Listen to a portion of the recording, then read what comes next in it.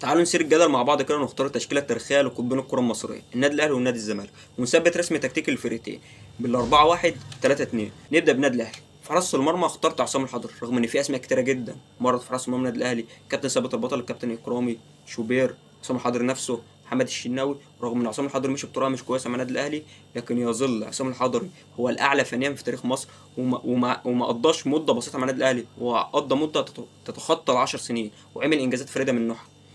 رباعي خط الامامي، خط الدفاع قدام عصام الحضري من اليمين للشمال: ابراهيم حسن، وائل جمعه، ماهر همام، وعلي معلول. علي معلول هو ممكن اسم او ماهر همام اللي تختلف معاهم شويه، لان في اسماء كتيره جدا من ناحيه شمال النادي الاهلي: محمد عماره، سيد معوض، محمد بابا الله يرحمه، ديلبرتو. لكن انا بالنسبه لعلي معلول اخترته مش لانه مثلا فنيا متفوق على اللعيبه دي، لا، لانه شال النادي الاهلي في فتره تقريبا ما كانش فيه غير هو ووليد سليمان، وعملوا انجازات من النادي الاهلي، وعملوا بسكواد قليل جدا، وصلوا نهائيين دوري ابطال افريقيا، وكان شايل النادي الاهلي، وهو يعتبر دلوقتي من اساطير النادي الاهلي علي معلول. اللاعب الهاف ديفندر الوحيد في التشكيله دي لازم أن يكون دفاعيا قوي جدا، ومن البروفايلات اللي تلعب تحت في اي عصر هو مجدي عبد الغني.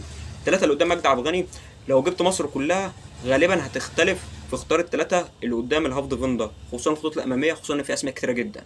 لكن انا هختار ناحيه اليمين الزئبق محمد بركات، ناحيه الشمال مارادونا النيل طاهر ابو زيد. اما اللاعب الثالث اللي في وسطهم بقى لو جبت مصر كلها هتتفق على نفس الاسم: الماجيكو محمد ابو تريكه. رغم ان هو جه مع النادي الاهلي بعد 27 سنه كان عامل انجازات كبيره جدا، لاعب فنيا عالي جدا، لاعب من اللعيبه صناع العاب المتكاملين، يعتبر ضربات براس لا موجود، سيروهات ما تعرفش بيوصل اللعيبه ازاي، فاولات موجود، يعدي واحد واثنين عادي جدا، يرقص ويهين اي لاعب في ارضيه ملعب عادي جدا. اما الاثنين المهاجمين هم الهدافين التاريخيين للنادي الاهلي: كابتن محمود الخطيب افضل لاعب في تاريخ النادي الاهلي، والكابتن حسام حسن.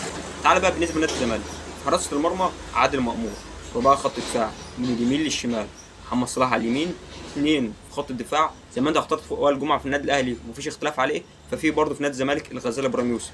جنبه في اسمين الفرق ما بينهم مش كبير: هشام يكن واشرف قاسم، بس انا هختار اشرف قاسم. ناحيه الشمال احمد رمزي، اللاعب الوحيد او الهاف ديفندر برضه نفس اللي احنا اتكلمناه على مجدي عبد الغني، هنتكلم برضه في نادي الزمالك. لازم يكون دفاعيا قوي، بروفايل يلعب في اي عصر.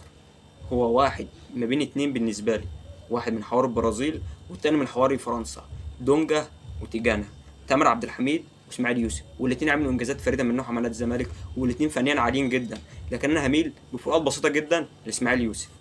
الثلاثه اللي قدام اسماعيل يوسف: على اليمين شيكا، على الشمال المعلم حسن شحاته، ووسطهم زي ما انت قلت ابو تريكه هناك، هتقول هنا الثعلب حازم امام. والاثنين اللي قدام الثلاثي واحد فيهم الهداف التاريخي نادي الزمالك العندليب عبد الحليم علي ب 130 هدف، وجنبه جمال عبد الحميد.